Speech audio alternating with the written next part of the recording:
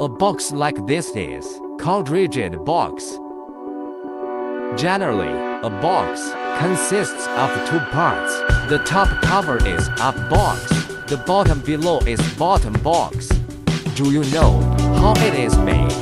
Intelligent rigid box making machine. The entire machine adopts servo control system. Feed cover paper. Glue. Paste cover of gray board.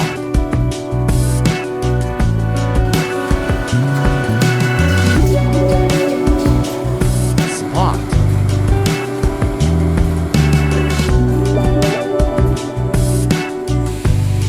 Wrap box.